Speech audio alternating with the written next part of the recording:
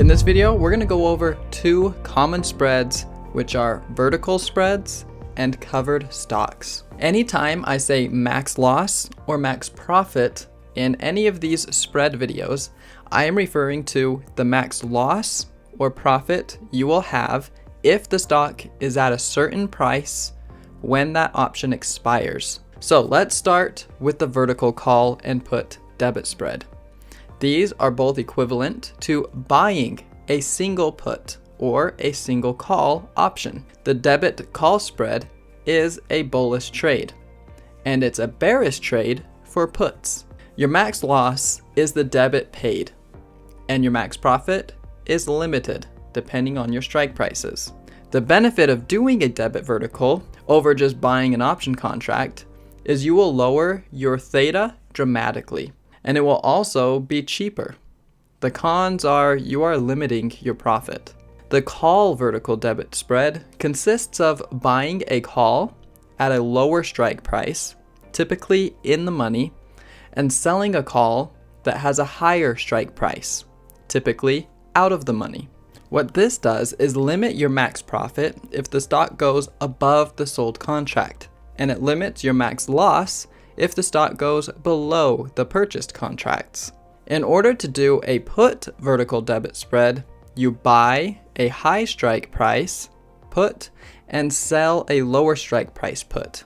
This limits your max profit if the stock price goes below the put that you sold, and limits your max loss if the stock goes above the put you bought. On the other hand, if you do a credit vertical spread, things change a little bit.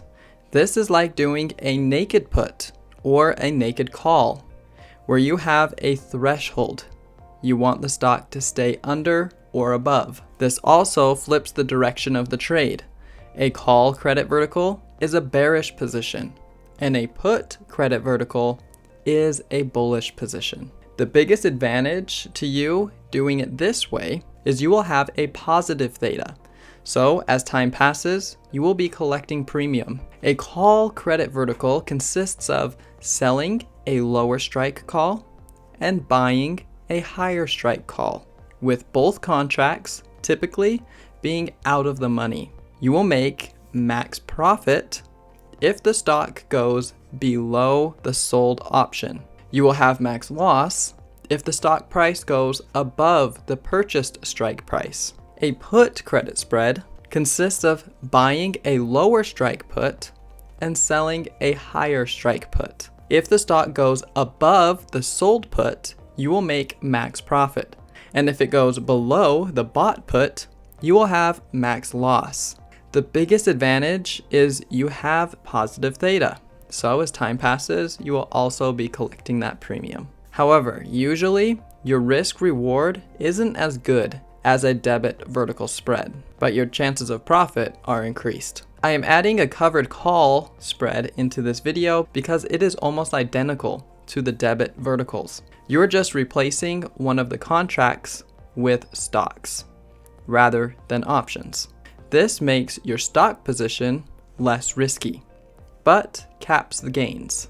So a short covered call is like a call debit vertical. You own the stock at a lower price.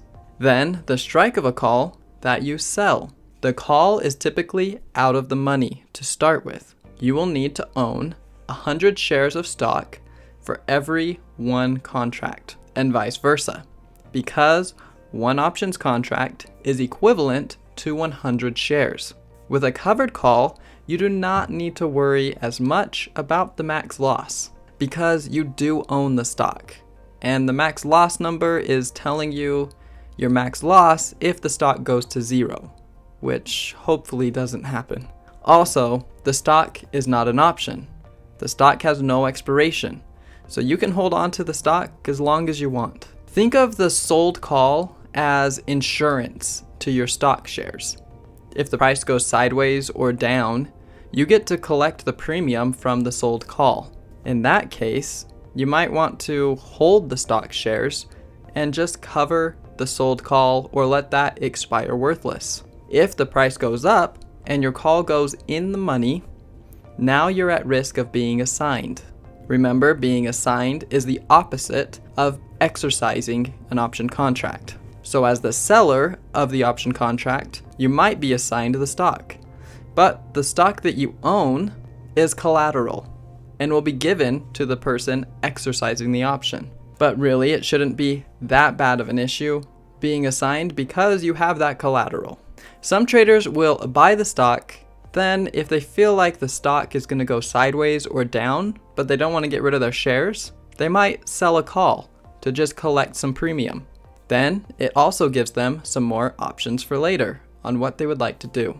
The biggest issue with covered calls is it takes a lot more buying power than a vertical because you are actually buying the shares of the stock. So you don't get quite as much leverage as just doing options. Now, if you short the stock, you will want to sell a put because shorting a stock is bearish and selling a put is bullish.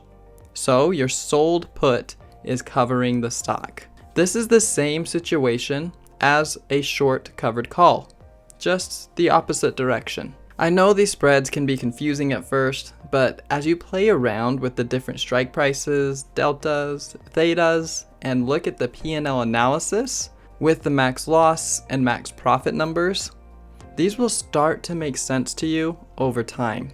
I recommend that you paper trade first, saving your trades on the Trader Creator Pro website or using a broker such as Tastyworks or Thinkorswim to play around with the spreads. And I'll see you in the next video.